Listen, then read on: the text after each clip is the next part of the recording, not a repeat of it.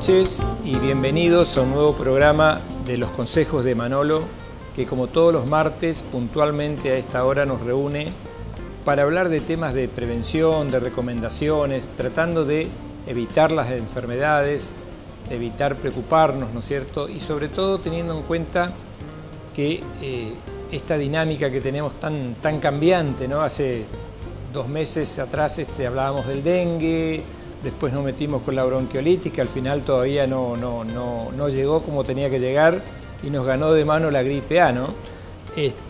Así que, bueno, siempre tratando temas que a ustedes les pueden interesar. En principio agradecerle por todos estos años de estar ahí atrás. Sin ustedes nosotros no podríamos seguir haciendo el programa. Y no hay hay un gran esfuerzo de parte de mucha gente que trabaja para hacerlo. A ellos yo quiero agradecerle como todos los martes, como siempre, ¿no es cierto?, el estar acá, el estar lejos de sus familias, el tomarse este tiempo para estar acá y saber que siempre nos estiramos un poquito más porque ellos también me lo permiten, ¿no? Y bueno, tratando de hablar siempre de temas de actualidad, de temas que nos interesen en un lenguaje sencillo, que se pueda entender, sobre todo para aquellas personas que por ahí les cuesta acceder un poquito más a la salud, ¿no es cierto? Más en estos tiempos que estamos corriendo, transitando, y donde sabemos que a veces esto puede ser quizás el único lugar al cual usted acceda para tener un consejo, una recomendación, pero tómelo como eso, como un consejo, como una recomendación, ¿no es cierto? No tenemos la verdad ni mucho menos, simplemente tratamos de orientarlos, ¿no es cierto?, de acomodarlos para dónde tienen que ir. Bueno, y hoy vamos a hablar de un tema más que importante. Hoy nos visita una colega y amiga que ya estuvo en otros programas, simplemente que hoy la estamos presentando ustedes verán, en una casa nueva, ¿no es cierto?, en un reducto nuevo que nos han fabricado espectacularmente los chicos del canal y que hoy lo estamos estrenando. La doctora que nos visita hoy es pediatra, yo la conocí hace un tiempo, trabajamos juntos, aparte de excelente profesional, excelente persona, y las veces que yo tuve que recurrir a ella para que nos acompañe en este ratito que tenemos con ustedes, siempre fue un sí al instante, ¿no es cierto? Y hemos hablado de temas variados, pero siempre temas también que a ella les gustan, les interesa. Hemos hablado ella me enseñó algo, ¿no es cierto? Yo hablaba de accidentes en el hogar y ella me dijo, no son accidentes, doctor, son lesiones en el hogar, vamos a prevenir las lesiones en el hogar. Y me acuerdo que ese programa lo hicimos en pandemia y que era un momento muy crítico porque los chicos estaban encerrados, estaban en un ambiente que parece amigable, y dicen, no, están en su casa, están tranquilos, y en realidad el hogar es uno de los lugares más complicados, sin estigmatizarlo, pero es complicado. Así que hoy nos visita la doctora Virginia Valle. ¿Qué tal, Virginia? ¿Cómo estás? Hola, Manolo, muchas gracias. Muchas gracias. Al contrario. Bueno, la doctora Virginia Valle, como decía, es pediatra. Ella desarrolla su actividad en varios ámbitos, tiene esa facilidad y esa ductilidad para hacerlo. Está en el Sanatorio Borati, está en el Policonsultorio de Ámbar, está en ENFANS, ¿no es cierto?, que es un policonsultorio donde se hace pediatría y kinesiología también, sí, donde trabajo en equipo. Y como le queda un poquito de tiempo, también se va a Capiobí, ¿no es cierto?, a atender en un consultorio una vez por semana en la zona de Capiobí y todos los alrededores, o sea que cubriendo una necesidad importante de esa zona. Y yo la convoqué a Virginia hoy para hablar de un tema que es primordial, ¿no es cierto?, y que es que todos los años lo hacemos, todos los años lo hablamos, pero siempre hay algún aditamento nuevo, siempre hay algo nuevo, siempre hay mitos que romper, cosas que la gente pregunta, y que hoy le pusimos a sugerencia de la doctora, le pusimos un título un poquito más amplio, ¿no es cierto? Yo siempre hablaba de alimentación en el primer año de vida, en el segundo año, hasta los 5. Esto es alimentación en las infancias, ¿no es cierto? Sí. O sea que vamos a arrancar hasta quizás de antes de nacer, hasta que vamos largando los chicos ya por los 14 años, algunos no se quieren ir, pero se tienen que ir. Así que, bueno, Vicky, yo ya hablé demasiado, así que el programa es todo tuyo. Muchas gracias, Manolo, muchas gracias. Bueno, la idea de hoy es hablar un poco de alimentación en las infancias, hablar de la importancia en realidad que para mí es la alimentación en la familia. ¿Sí? Cuando hablamos de cómo se alimentan nuestros hijos, tenemos que hablar de cómo nos alimentamos nosotros, cómo se alimenta el hermano. Hay mucha variabilidad porque a veces los hermanos se llevan 5 o 6 años y ha cambiado la manera en la cual aconsejamos alimentar a un niño hoy y cómo se hacía hace 8 o 9 años. Entonces por ahí es importante tener en cuenta todos estos aspectos. Cuando hablamos de la alimentación, tenemos que pensar la alimentación de la familia y la alimentación también lo que es preconcepcional, o sea, antes de que la mamá quede embarazada, antes que la mujer conciba ese bebé, cómo se alimenta, cuáles son sus hábitos. Esto es importante porque de acá también surge el concepto de los primeros 1000 días. Los primeros 1000 días de un bebé, de un niño, es desde que es concebido hasta los 2 años de vida. Y es una etapa donde se puede influir positiva o negativamente y generar así buenos cambios. Nosotros tenemos que tener en cuenta que, voy a hacer un ejemplo, ¿no? Antes se creía que cada enfermedad, hipertensión, diabetes, hipercolesterolemia, obesidad, estaba dado siempre por una cuestión fuertemente genética y que, bueno, influía un poco cómo me alimentaba o si yo hacía actividad física, pero que no iba a poder modificar mucho si genéticamente tenía que tenerlo. Entonces, lo que se está viendo hoy, y que hay muchísima información, es que en realidad nosotros podemos modificar nuestro ADN de manera positiva o negativa, ¿sí? Si una mamá por ejemplo, tiene padres que son deportistas, de alimentación saludable, pero esta mamá se alimentó siempre mal, no hizo actividad física, vivió estresada, sus células, su ADN de células puede cambiar y esto va a perpetuar en las próximas generaciones. ¿Sí? Para mí es importante hablar de este tema porque en la Argentina 1 de cada 3 niños tiene obesidad o sobrepeso. Tremendo. Esto es uno de los problemas más importantes que estamos teniendo hoy. Y hasta se expande de un poco antes lo que creía la gente que por ahí con un nivel socioeconómico bajo había más desnutrición. En realidad esto cambió un poco y lo que estamos viendo es principalmente sobrepeso, obesidad, todo lo que es síndrome metabólico, esto de que los niños con 3 o 4 años tienen colesterol alto, tienen insulina alta. Entonces es un problema muy importante de salud y esto se puede prevenir, ¿sí? O sea, podemos prevenirlo desde antes de quedar embarazadas las mamás, desde la alimentación saludable. O sea, yo siempre hablo de lo que son cambios de hábitos en la familia, nunca de dietas, o sea, siempre hablar de lo que es un cambio de hábito y el cambio de hábito tiene que ser acompañado por toda la familia. Sí. Los primeros 6 meses de vida un bebé se va a alimentar de pecho materno o en su defecto de fórmula. Sabemos bien que la leche materna, el pecho, es lo mejor que le podemos dar al bebé, tiene todos los anticuerpos, tiene los ácidos grasos que necesita ese bebé. Es una leche que está hecha principalmente para ese bebé y cómo lo necesita ese bebé. Pero a veces esto no se logra, ¿sí? Y por ahí descontracturar un poco esto, porque si bien la leche materna es lo mejor que le podemos dar a nuestro bebé, hoy las mujeres también trabajamos fuera de casa, digamos, por ahí es muy difícil llevar a cabo una lactancia materna exclusiva hasta los 6 meses. De hecho, acá en Argentina solamente el 30% de las mujeres es bajísimo. Es muy bajo, porque obviamente hay muchos factores que influyen. Y yo siempre digo que la maternidad suele ser mucha culpa, entonces por ahí sacar un poco y decir, bueno, le pude dar 2 meses de teta a mi bebé, es un montón, está re bien, o le pude dar 15 días, le pude dar, todo sirve, todo sirve. Y en el caso de no poder dar teta o de tener que suplementar, siempre elegimos lo que es la fórmula. Fórmula líquida en primera instancia y si no, fórmula en polvo. Hasta los 6 meses un bebé va a tomar fórmula 1, ¿sí? No puede tomar otro tipo de fórmula, no puede tomar 2 ni puede tomar leche entera de vaca. Si un bebé que tiene 7 meses, 8 meses y en casa nos quedó fórmula 1, puede tomar. pero no podemos nunca adelantarnos. Esto me gusta mucho decirlo porque a veces, bueno, ya le quiero pasar a la Fórmula 2, tiene 5 meses, ya le paso a la Fórmula 2. No. Como que le va a alimentar más. Exactamente. En realidad, cada fórmula está hecha para esta etapa de la vida.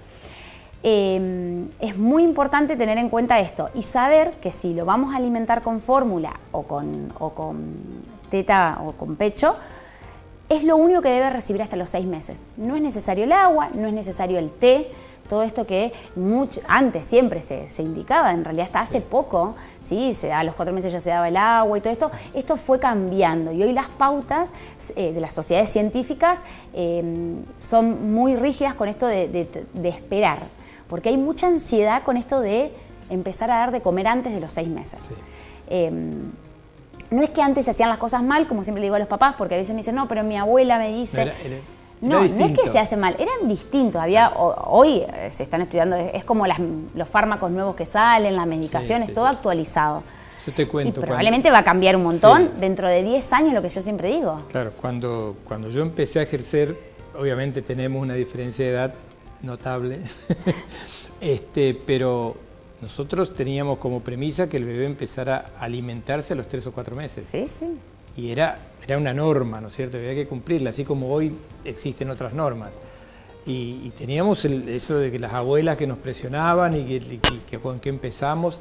Después no, después nos dimos cuenta de que no, había que ir a los 6 meses. Y bueno, está todo en revisión constantemente, ¿no es cierto? Constantemente. ¿Con qué empiezo? Con la papilla, con esto, el jugo de poroto. Exactamente. El jugo de poroto de las abuelas. Que acá se da. Bueno, si soporta un jugo de poroto, después... Va a aguantar cualquier cosa, sí.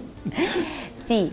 La realidad es un poco eso, entender que las cosas van cambiando y que por esto es muy importante comentarlo con la familia, hablarlo, explicar, tratar de que nadie se sienta mal con las nuevas cosas que vamos a hacer, porque a lo mejor a un hijo que tiene 10 años le dimos, a los 4 meses empezamos a darle yogur, postrecito, y ahora estamos viendo cómo es la alimentación y esto lo vamos a cambiar, y eso no está mal. Después de los 6 meses comienza lo que es la alimentación complementaria. La alimentación la denominamos complementaria de los 6 meses hasta el año de vida, porque es complementaria a lo que el bebé se está alimentando. La fórmula, la teta. El bebé sigue creciendo en general a expensas en este periodo de los primeros 6 meses de alimentación, donde comienza a introducir alimentos, se sigue creciendo a expensas de lo que es la teta o la fórmula. Entonces empezamos con la alimentación complementaria, que es siempre a partir de los 6 meses. 6 meses. Hay algunos países donde comienzan un tiempo antes incluso, pero en general la mayoría hoy se comienza a partir de los 6 meses. ¿Por qué se empieza a partir de los 6 meses y no antes? Porque hay una inmadurez, antes hay una inmadurez renal, intestinal, inmunológica, que hace que el cuerpo biológicamente no esté preparado, ¿no? Pero, y aparte, bueno, influye mucho esto que estábamos diciendo de cómo se modifica, ¿sí? Cómo se modifican los hábitos y cómo se van a modificar las células. Entonces, para proteger esto, digamos, lo ideal es empezar a los 6 meses. No solamente me interesa la edad, sino me interesa madurativamente cómo está este niño, ¿sí? Un niño tiene que tener mínimamente algunas pautas madurativas, como son el trípode. El trípode, yo lo que siempre explico es el bebé se sienta y apoya las manos hacia adelante y tiene un mínimo sostén. No es que el bebé se tiene que sentar totalmente solo, porque eso a lo mejor lo logra a los 7, 8 meses, pero sí tiene que tener un mínimo sostén. Tiene que tener interés por la comida, tiene que llevarse los alimentos a la boca o los juguetes, que eso lo empezamos a ver antes, a los 4 meses empezamos a ver que se llevan los juguetes a la boca. Tiene que desaparecer lo que llamamos reflejo de extrusión. El reflejo de extrusión en general está hasta los 5 o 6 meses y es cuando el bebé apoya algo en la lengua, tiende a escupir o a rechazarlo. Ese reflejo va desapareciendo con el tiempo y es lo que permite que el niño, el bebé, niña, pueda manejar el bolo alimenticio dentro de la boca. Eso está bueno que lo digas porque hay muchas mamás que interpretan que cuando le dan la cucharita y el bebé lo expulsa, es como que no le gusta la comida. Y hay que entender que es un reflejo, que es natural y que va a desaparecer con el tiempo, ¿no es cierto? Exactamente. Porque algunos lo interpretan como no es el momento de comer todavía y Y aparte, bueno, exactamente, es como que, igual que lo mismo que el reflejo nauseoso, que está mucho más adelante que en los adultos. Entonces, cuando ellos apenas ingieren alimentos, suelen tener el reflejo nauseoso y esto asusta mucho a las familias. Esto se va posteriorizando con el tiempo, es una cuestión madurativa. Tampoco es necesario que el bebé tenga dientes, por ejemplo, para comenzar la alimentación complementaria. Pero sí es importante que esté dada la edad y las pautas madurativas. En un recién nacido pretérmino, un bebé prematuro que nació con 35 semanas, probablemente va a comenzar a comer a los 7 meses, porque madurativamente va un poco más atrás, digamos, por así decirlo. Y esto es normal, esto no es un problema. Yo siempre le digo a los padres que los bebés prematuros, siempre hablamos de edad corregida y les vamos explicando todas las pautas, cómo van evolucionando. Pero ¿cómo comenzamos a comer? Yo siempre digo, hay distintas maneras de dar la comida, de ofrecer los alimentos. Una es en papilla y otra, el nuevo método, que es el BLW, el Baby Led Weaning, que es la manera de ofrecer los alimentos de manera que el bebé pueda agarrar los alimentos y llevarlos a la boca. Esto facilita lo que es la autorregulación, es decir, el bebé va a comer hasta donde desea, hasta donde quiere, después va a tirar, va a dejar, va a correr la cara. Y el Baby Led Weaning es una forma de presentar los alimentos, ¿sí? Si bien lo que significa la sigla en inglés es un destete dirigido, o sea, lo que se quiere hacer con esto es no generar un destete, o sea, un destete de lo que es el pecho, antes, porque lo que sucedía antes era que, por ejemplo, a los 4 meses empezábamos con el yogur, y esto generaba que el bebé deje la teta antes. Entonces, se recomienda esta metodología, que si bien yo siempre digo que es una metodología, no es una moda, es una forma de ofrecer los alimentos, también podemos ofrecer papilla.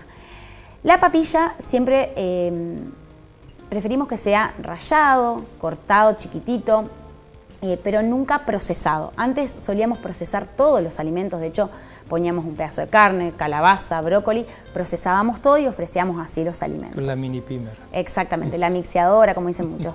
La realidad es que esto hace que las texturas se pierdan, los sabores se pierdan, entonces genera menor capacidad del niño para poder distinguir los sabores reales, ¿sí?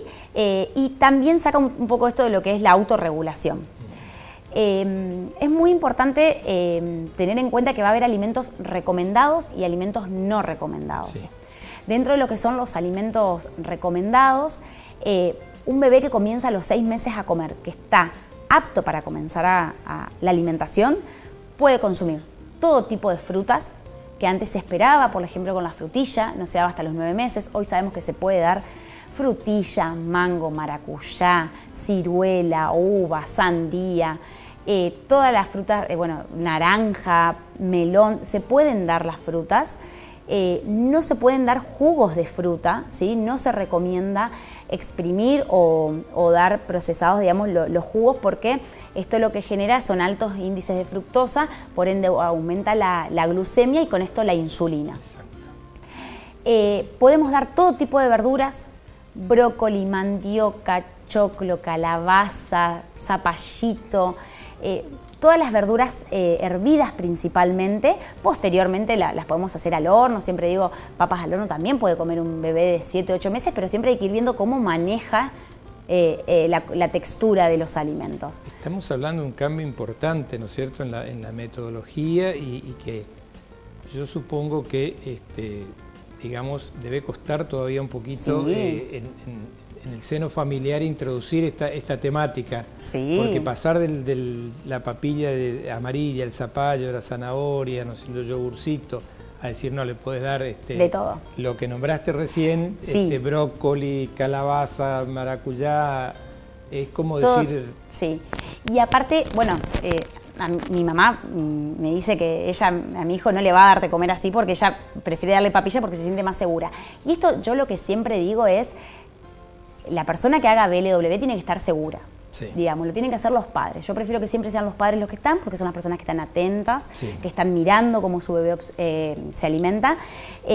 Y la papilla la podemos dejar para cuando va al jardín, la podemos dejar para cuando le da de comer una abuela, ¿sí? Porque hay que estar seguro cuando nosotros ofrecemos este tipo esta forma de presentación. Ahora, hay que leer, hay que estudiar, hay que saber cómo presento cada alimento para que el bebé pueda tomarlo con la mano, llevarlo a la boca, que se vaya despedazando eso, lo va a ir aplastando a medida que lo mete en la boca y eso genera que lo puedan manipular mejor en la boca el bolo alimenticio.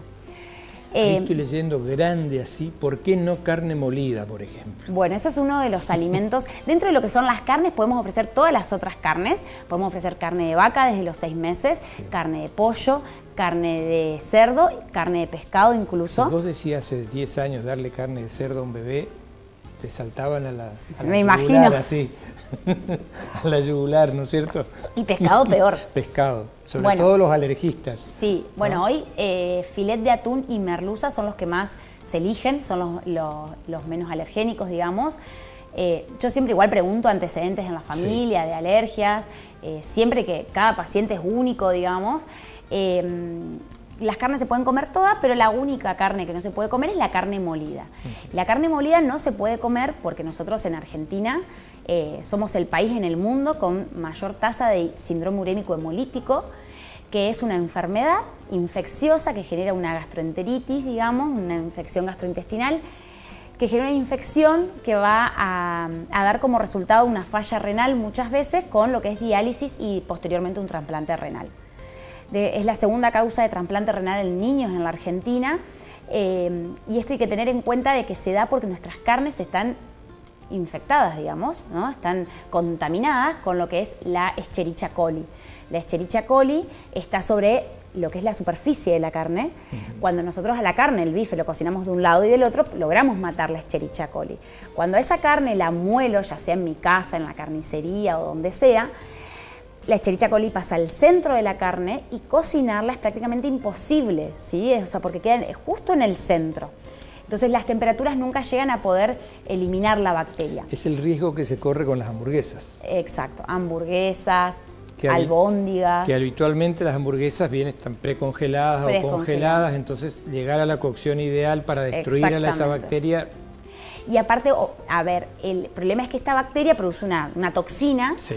Y los menores de 5 años no tienen inmunológicamente la capacidad de poder combatir esta toxina. Por eso se da en menores de 5 años y por eso somos tan estrictos. Yo siempre digo, bueno, si la abuela, por ahí yo recomiendo no dar ultraprocesados, pero digo, si la abuela le da una galletita, no le va a hacer nada, en cambio si le da una empanada, una hamburguesa, una albóndiga, ¿sí?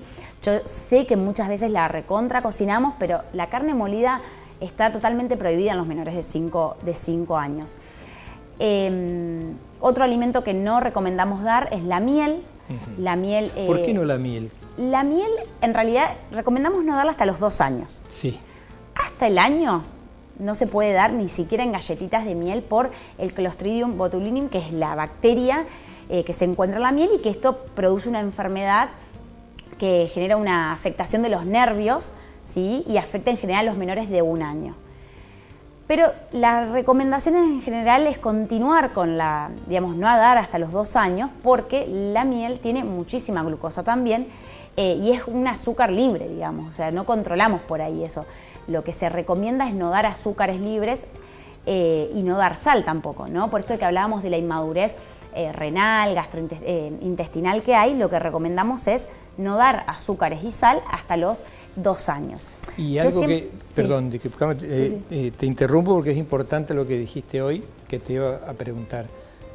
Hablaste de las frutas en general, ¿no es cierto? Una cosa es darle una fruta, ¿no es cierto?, que la pelaste, una mandarina, una naranja, lo que sea, y otra es el jugo de fruta. Exactamente. Por el tema de la fructosa. Claro. Uno piensa, bueno, los azúcares son malos, pero la fructosa en particular, que es un azúcar, es tremenda, ¿no es cierto? Es tremenda y está... Y bueno, el otro día estábamos en una charla de la Sociedad Argentina de Pediatría y comentaban eso, las nutricionistas, que está habiendo mucho nivel de diabetes en niños pequeños. Y esto es una de las cosas. Esto de, bueno, no le doy agua y le doy un jugo exprimido de naranja todos los días. No. Después del año, si bien se pueden dar jugos exprimidos, recomendamos que sean muy esporádicamente, no todos los días. Bueno, por otro lado... Estábamos en la miel. Estábamos en la miel. Bueno, la miel no se recomienda hasta los 2 años. Sí. No damos lácteos hasta el año de vida. Esto también es algo que cambió y que le llama la atención a muchas personas, porque antes lo primero que se consumía era el yogur, sí, cuando el bebé comenzaba la alimentación complementaria. Los lácteos no se dan hasta el año de vida porque la leche entera, con la que está hecho todo esto, genera mayor nivel de anemia, disminuye la disponibilidad del hierro y genera mayor anemia en los niños. También es una causa muy frecuente de alergias. O sea, la leche de vaca es el producto más alergénico, digamos, más que el pescado, más que el huevo, digamos, ¿no?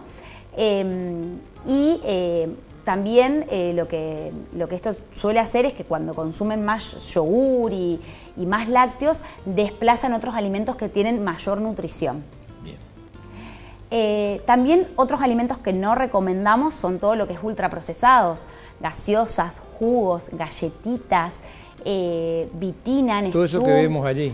Vitina, Nestum, que es algo, un clásico, digamos, sí, como sí, sí. Vitina y Nestum. Pero bueno, la realidad es que no se recomienda por la cantidad de azúcares, de conservantes que tiene. Cuando me preguntan, bueno, doctora, pero al final, ¿qué puede comer? Me dicen. Bueno, en realidad puede comer de todo, porque puede comer todas las frutas, puede comer todas las verduras. En las verduras, las únicas que vamos a hacer, que vamos a tener un poco más de cuidado, que no le vamos a dar todos los días de la semana, de hojas verdes, son espinaca, selga y remolacha. Sí, que por ahí, digamos, por los nitritos y todo, se recomienda que no, pero después el resto de las verduras puede consumir todas, tomate puede consumir, el huevo se puede consumir desde los 6 meses entero.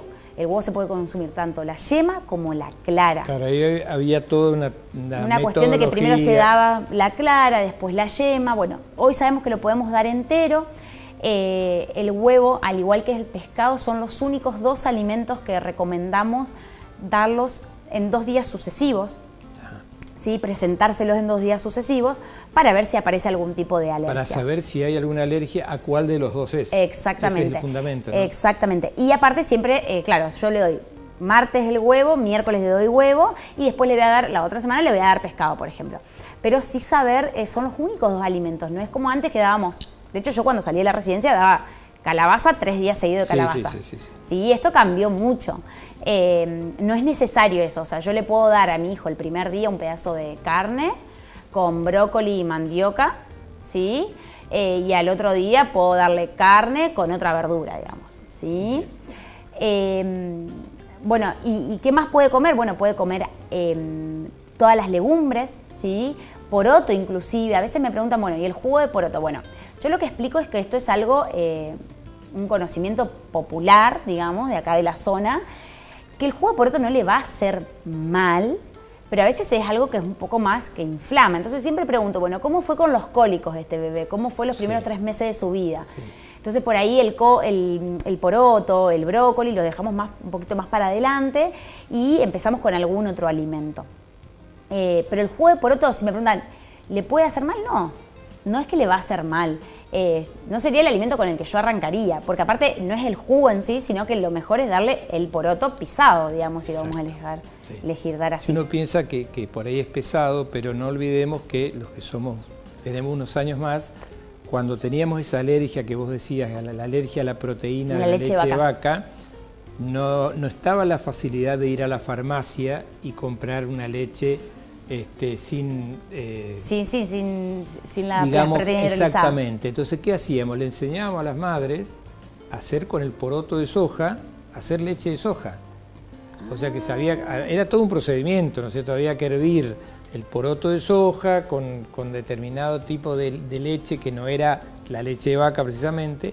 Se hacía una especie de hidrolizado. Nos adelantamos 30 años. No puedo creer, esto no lo sabía. Exacto. La leche no podías ir a la farmacia a comprar una leche para un chico alérgico a la proteína, como tenés la facilidad ahora. Segundo, que no había ese conocimiento. Y tercero, que había posibilidad de conseguir el poroto de soja y a las madres les encantaba, a las abuelas, hacerlo, pisarlo, y se hacían 2-3 litros de leche de soja, que después se transformó en la isomil, en las leches famosas de soja que se fueron comprando Pero la hacíamos preparar, como hacíamos preparar los sueros para hidratar a los chicos. Claro. ¿No es cierto? Bueno, que eso hasta el día de hoy a veces. Exacto, sí. Es barato, está al alcance de la mano y bueno, hoy yo no sé, hace 4 o 5 años que dejé el consultorio, pero no quiero pensar lo que debe estar costando una leche especial, ¿no? Casi 100.000 pesos. Un tarrito de 400 gramos. Un pote de 400 gramos que alcanza para una semana. Sí. 10 días exagerando. Es mucho. 400.000 pesos. No, 100.000. 100.000 pesos. 100.000 pesos el si tarrito. uno tomara al mes son 400.000 pesos. Sí. En la o leche más a veces si es un bebé que se alimenta solo de fórmula. Bebé. Sí. Doctora, te propongo, hablaste media hora, estamos más o menos llegando a los 2 añitos. Sí. ¿No es cierto? Bueno, te propongo hacer un pequeño corte. Perfecto. Y luego seguimos con la alimentación. Bárbaro. Estamos con la doctora Virginia Valle. Ella nos está hablando de alimentación complementaria. En realidad estamos hablando de alimentación en las infancias, ¿no es cierto? Arrancamos desde la preconcepción, o sea, antes de que se forme el bebé, cuando fue concebido, el embarazo de la mamá, el nacimiento del bebé y más o menos llegando al año y medio, 2 años. No se vayan, que viene la otra parte que hacemos con los chicos después de los 2 años y un poquito mayorcito también. Ya volvemos en un par de minutos.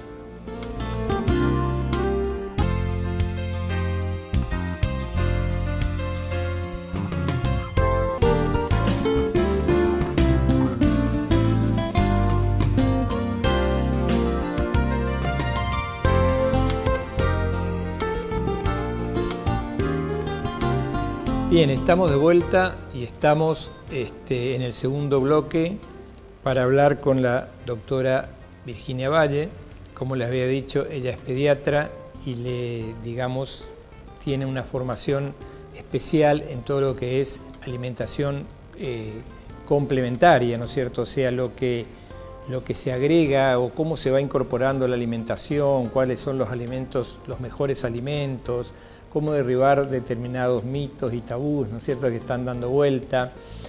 Y bueno, yo hoy ya también voy a aprovechar, porque después me olvido, hoy nos estamos dedicando a la alimentación, pero ya la voy a comprometer a la doctora para que en el transcurso del año tengamos un programa sobre lo que hablábamos al principio, que es prevención de lesiones en el hogar, ¿no es cierto?, que es un tema que sé que te apasiona, y que lo manejás muy bien, que lo explicás muy bien y que es importantísimo. Bueno, hablamos en principio de lo que es la primera etapa de la alimentación, lo que decíamos, más o menos estuvimos llegando hasta los 2 años, pero ahí no termina, ¿no es cierto? Hay otras... No, en realidad, digamos, cuando nosotros hablamos mucho por ahí, dividimos hasta los 2 años, porque decíamos esto, de tratar de no sal, no azúcares hasta los 2 años, no ultraprocesados. No es que el niño cumple 2 años y le damos papa frita, Coca-Cola, no. La realidad es que esto, ¿por qué se hace? Por lo que hablábamos hoy de los primeros 1000 días, o sea, es esta etapa donde nosotros podemos hacer cambios positivos. Entonces el niño que se acostumbra a comer de manera saludable lo va a poder sostener mucho más tiempo. Obviamente tenemos que tener en cuenta, o algo que yo hoy no dije, hoy cuando hablé de BLW, también acompaña a esto lo que es el BLIS, que es el BLIS es la alimentación BLW, la alimentación guiada por el niño, pero lo que trata es que la alimentación sea completa. Y para mí esto está bueno tenerlo como concepto siempre, todos los días de nuestra vida. O sea, que en el plato tiene que haber una fuente de energía, ácido, palta, frutos secos, algunos hidratos de carbono, o sea, que el plato sea bien armado.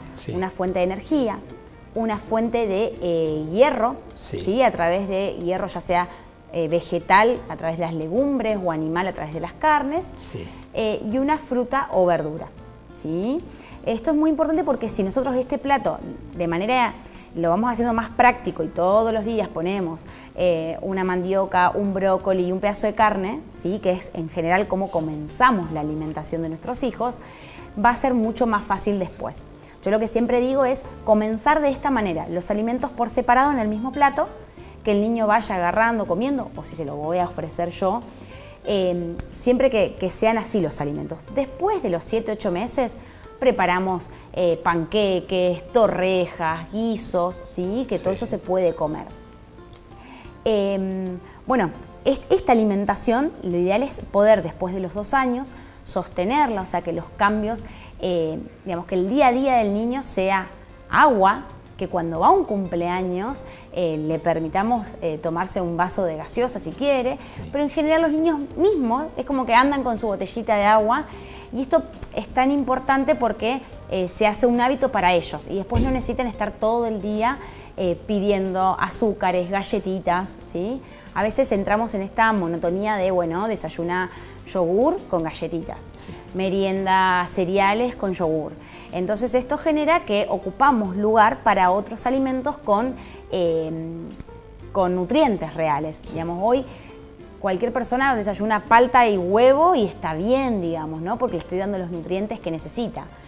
Por ahí cambiar un poco este concepto de que el niño tiene que consumir una infusión con galletitas o algo que lo acompañe, o llevar las galletitas y el jugo a la escuela. Sí. Pero por otro lado, no ser totalmente estrictos, porque el niño, de no verlo, cuando lo vea o esté frente a estos alimentos, va a querer comer en exceso. Entonces siempre ir negociando, ¿sí? Ir, bueno, vamos al cumpleaños, tomá jugo, gaseosa, vas a comer, o sea, en los cumpleaños obviamente, cuando ya son más grandes, hay muchos snacks, ¿sí? Que nosotros hoy lo que estamos hablando es que, yo siempre digo, acá en Misiones comen sopa paraguaya, chipita. Y eso en los cumpleaños es mucho más sano que estar dándole chisito, papitas, ¿no? Que por ahí, totalmente. Bueno, o hacer, no sé, hacen un pernil o una carne así, bueno, y damos sanguchitos de eso a los chicos. Y es mucho más sano, no necesariamente estar poniendo el pufrito, el pororó, ¿sí? Hoy también, no dije, pero bueno, los frutos secos son una muy buena fuente de alimentos, muy buenos nutrientes, pero sí es necesario darlos siempre procesados o triturados antes de los 5 años. ¿Sí? Por el riesgo de asfixia. Sí, esto es muy importante tenerlo en cuenta porque no es lo mismo tener un atragantamiento con un objeto cualquiera que con un fruto seco que genera mayor lesión pulmonar por la cantidad de ácidos grasos que tiene. Una vez que, digamos, que tenemos este hábito, hay que saber que a veces puede aparecer igual lo que se llama selectividad alimentaria o neofobia. La selectividad alimentaria es cuando el niño, normalmente entre los 3 y los 4 años, empieza a decir no, quiero solamente fideo, no quiero arroz, no puré de papa. O sea, repite el alimento y quiere comer siempre lo mismo. Eso es muy común, ¿no es cierto? Si no come fideo, no come otra cosa. Bueno, esto es muy común, pero ¿cuál es la manera de acompañar en este proceso? Que, si bien está dentro de lo normal, cuando nosotros ofrecemos de chiquito mucha variedad, en general es mucho menor el tiempo que va a tener selectividad alimentaria. Y lo que yo siempre explico es que la alimentación no es solamente lo que veo y toco, y también es lo que percibo cuando ingresa a mi boca. Entonces es muy importante que yo en el plato, si bien le voy a poner fideo, le voy a poner también las verduras, le voy a seguir poniendo el tomate, le voy a poner la carne. A veces dicen, no quiere comer carne. Bueno, ponele su porción en el plato. Porque es muy importante que el chico sienta el olor, ¿sí? A veces lo agarra, lo toca, lo pone en la boca y lo saca, pero todo eso hace que vaya acostumbrándose de vuelta a sus papilas gustativas. Porque si yo empiezo a darle, bueno, quiere comer fideo y le doy fideo con crema y trato de esconderle las verduras y siempre le doy lo mismo, va a caer en eso y eso va a ser permanente. Y hay gente adulta que come pizza, pancho, fideo y arroz, nada más, digamos, ¿no? Entonces esto es porque se perpetuó.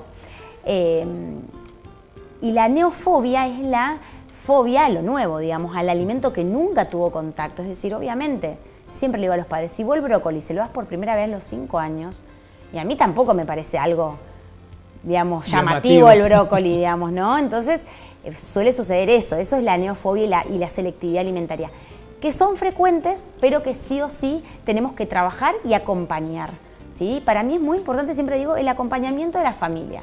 Una vez me acuerdo que tenía una paciente en el consultorio, cuando yo estaba en Santa Fe todavía, que tenía obesidad, y bueno, yo le hablaba de esto de que ella tomaba todos los días Coca-Cola.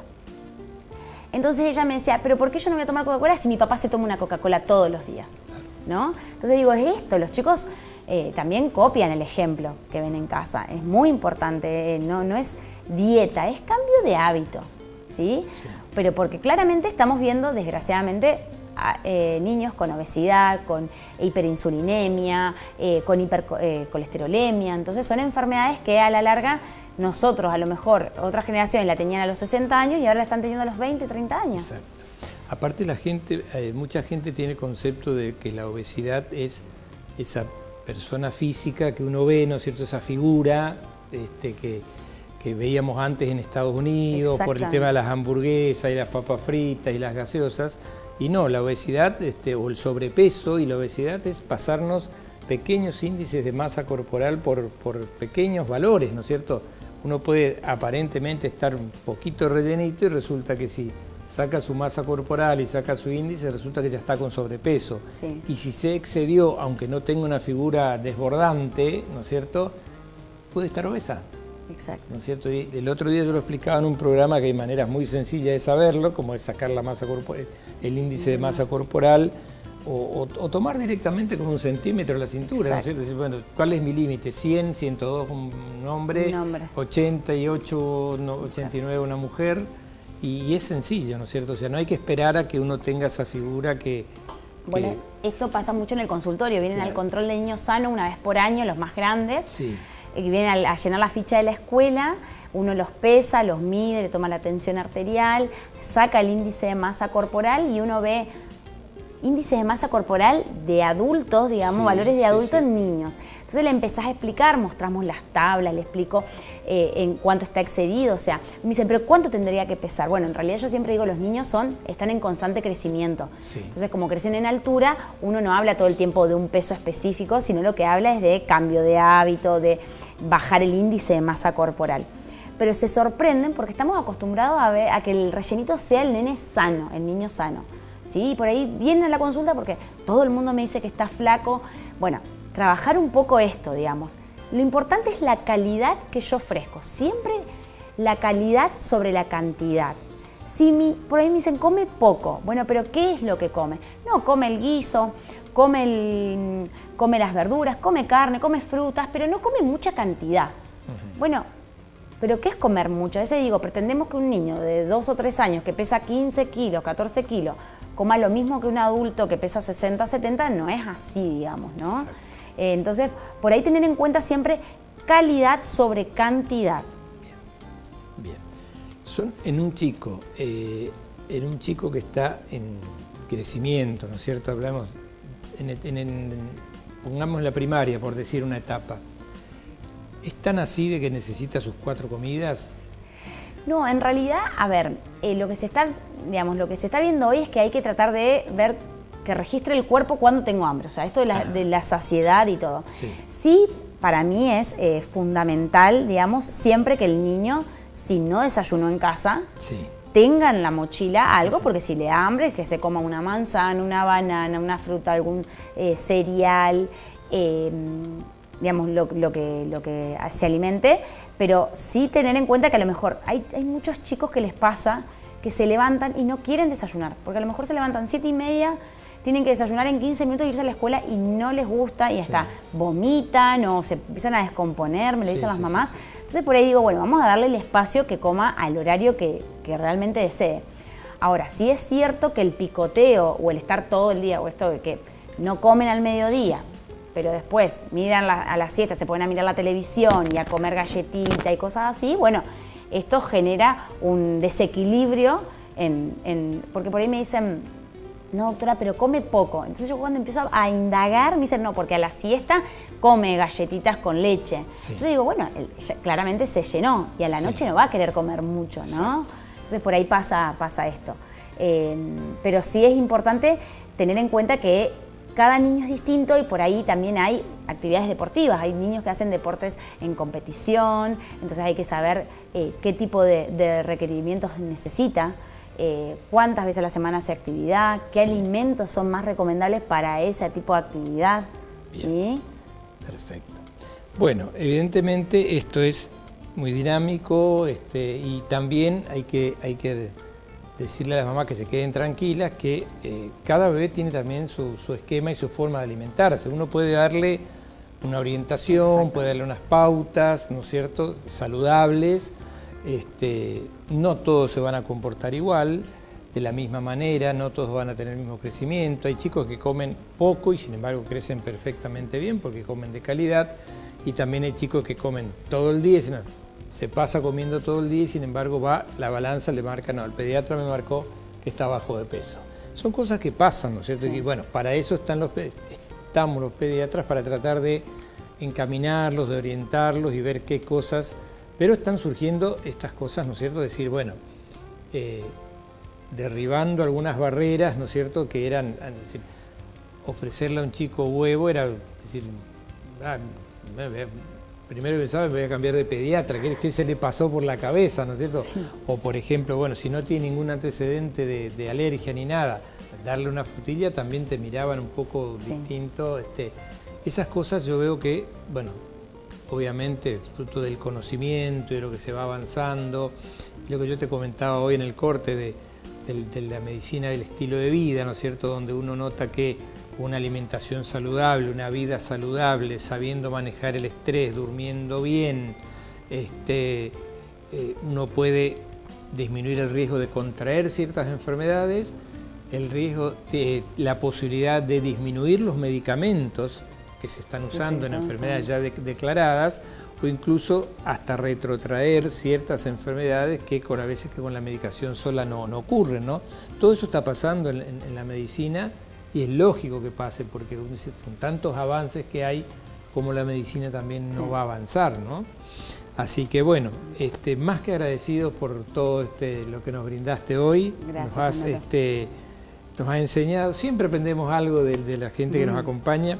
Y seguramente hay un par de preguntas que la gente nos envía siempre, así que si las tenemos, le voy a pedir a la producción que las pongamos al aire. Bien, yo te leo, Vic.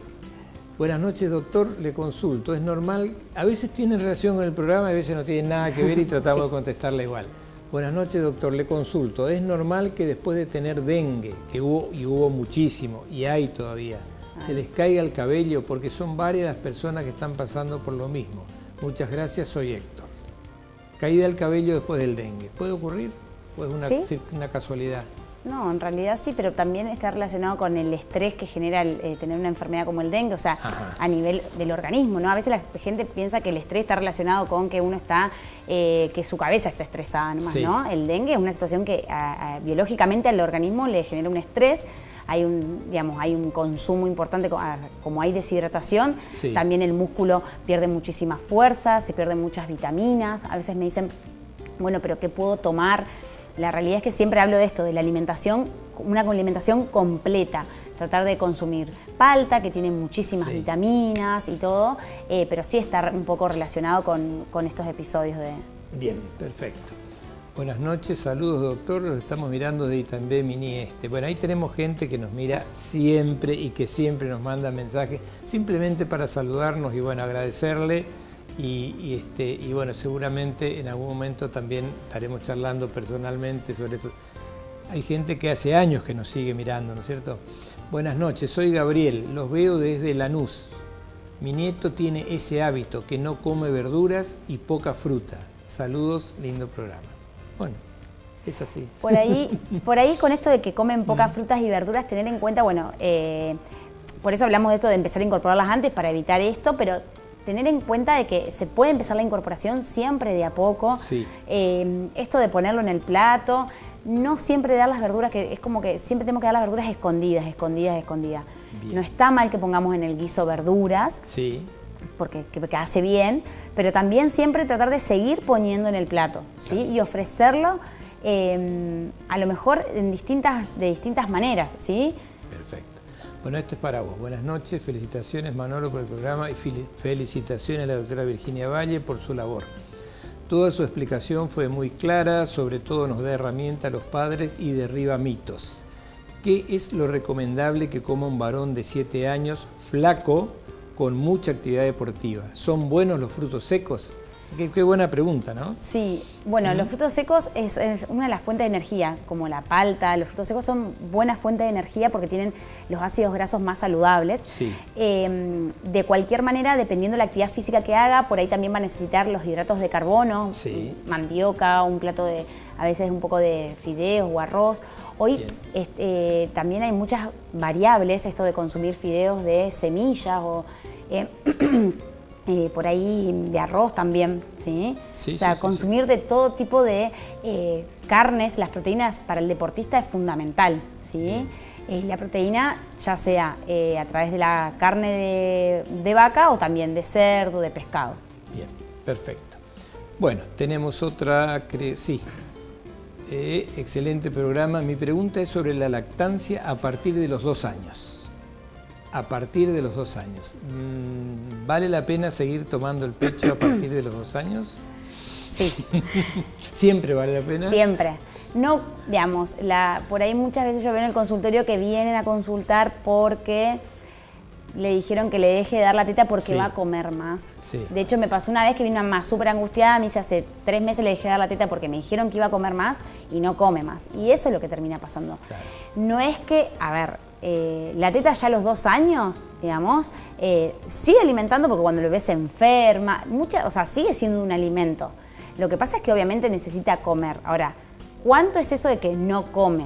O sea, la teta se puede tomar por encima de los 2 años, ¿sí? Sí. Eso es lo que recomienda la OMS incluso. Pero no es que le ocupa lugar a los alimentos, ¿sí? En cambio, sí por ahí las mamaderas, cuando hay exceso de mamadera, la mamadera de yogur, la mamadera de leche, que se le da 3 mamaderas en el día de 250 para un niño de 2 años es un montón. O sea, el pecho no le va a provocar esa sensación de saciedad que le va a provocar una mamadera. Sí, la leche. Perfecto. Entera. Hola doctora, buenas noches, la seguimos en las redes y la felicitamos por su capacidad y simpatía. Pronto nos atenderemos con usted. Saludos, Fernanda de Aristóbulo del Valle. Bueno, gracias. Está cerca de Aristóbulo, vos vas a Capioí también, así que te pueden ver en Capioí también. Bueno, mi pediatra de cabecera me dice que no tiene que reemplazar comidas, pero la verdad es que a veces es caótico impedirle que tome leche. Bueno, siempre hay que ver la edad, ¿sí? No es lo mismo un bebé de 8 meses que uno de más de 1 año, ¿sí? Por la cantidad de consumo de calcio que vamos a dar. Yo siempre digo, después del año, cuando empezamos a incorporar los quesos y todo eso, cambia un poco. Siempre hay que tener en cuenta que a veces yo lo que digo, bueno, ¿cómo bajamos el consumo de la leche? La leche entera, esto voy a hacer cortita para no robar más tiempo, pero la leche entera de vaca tiene mucha más proteína que la fórmula. Sí. ¿Sí? Entonces por eso no la damos antes del año de vida. Muchos papás empieza a tomar la leche entera y se toma 4 mamaderas de 250, o sea, está tomando 1 litro al día. Ahí 1 litro al día, que es un montón eso. Y eso hace que aumente la filtración a nivel del riñón. Por eso orinan mucho estos niños. Entonces yo lo que explico es, bueno, no le puedo sacar las 4 mamaderas, lo que hago es bajar día a poco. Una semana le bajo de 250 a 210, la otra semana le bajo a 180 y después los papás mismos se dan cuenta que las tienen que ir sacando y le van sacando la de la tarde. Le digo, ¿cuál es la que realmente nos va a costar más sacar? Pero hay que ir sacando a poco. Tampoco es saludable que un niño esté 5 horas sin comer y cuando llega la hora que se tiene que sentar a la comida tenga hambre. Porque eso, a veces lo que pasa si tiene hambre, hablo de los más pequeños, no hablo de niños grandes, pero los más pequeños suelen tener tanta hambre que quieren la mamadera e irse a dormir. ¿Sí? Entonces por ahí yo digo, o dicen, no le doy la teta por 4 horas para que coma bien. No importa que tome un poco de teta antes, o si toma mamadera, no darle una mamadera a lo mejor de 180, sino que le voy a dar 60. Entonces cuando llega la comida está tranquilo y no tiene ese hambre, porque muchas veces los más pequeños no saben leer esto y quieren buscar la mamadera e irse a dormir. Bien, perfecto. Bueno, Vicky, nos pasamos solamente 15 minutos. Bueno. Estuvimos bien dentro de todo, habitualmente siempre le erramos unos minutos, pero nos permiten, la gente comparte, nos sigue, nos acompaña, como verás con cosas que nos preguntan, con los mensajes. Así que, bueno, yo simplemente agradecerte nuevamente tu colaboración, tu desinterés por venir y me gusta mucho lo didáctica que sos, la forma en que explicás y supongo que de la misma manera lo harás en el consultorio y por eso te va tan bien. Sí. Porque Gracias, el Manuel. pediatra es un poco, yo siempre digo, aparte de todo, es no el psicólogo, pero es un acompañante de la familia, ¿no es cierto? Y gran parte de la actividad del pediatra pasa por escuchar a la familia, escuchar a los padres. A veces los chicos no tienen absolutamente nada, ¿no es cierto? Y el problema está en que, bueno, no tienen una buena comunicación con los padres, no están bien orientados. Entonces, lo interesante, a veces los tiempos no dan, pero uno tiene que dedicarle esos minutos que a veces faltan en el consultorio a conversar, a reforzar, a fortalecer a la unión, ¿no es cierto?, de la mamá y el papá, que a veces simplemente no se están acomodando a su hijo, ¿no?, que vino a meterse ahí en el medio y a cambiarle la vida que llevaban perfecta. Bueno, simplemente agradecerte como siempre, a vos, Manolo. Y ya te comprometo para en el transcurso del año, antes que terminemos, vamos a hablar de lesiones en el hogar. Nosotros acá, hasta aquí llegamos hoy. Gracias por otro día más de los consejos de Manolo, como hace 14 años. Con fuerzas para seguir, como siempre, con ganas. Ustedes nos ayudan a seguir. Y bueno, yo les prometo que si Dios quiere, el martes que viene, a las 9:15 de la noche, vamos a estar con un tema de interés por el bienestar, por la salud, por la prevención, ¿no es cierto?, de todos nuestros chicos, nuestros adultos mayores, nuestros niños, en realidad de la familia en general. Así que nada más que agradecerles por el acompañamiento y desearles una muy buena semana y aprovechen que tenemos una semana larga para descansar. Así que ojalá el tiempo acompañe, no parece, pero ojalá acompañe y podamos disfrutar un poco en familia. Gracias, doctora. Gracias, Manolo. Muchísimas gracias. Gracias a ustedes y que tengan una muy buena semana. Hasta la semana próxima.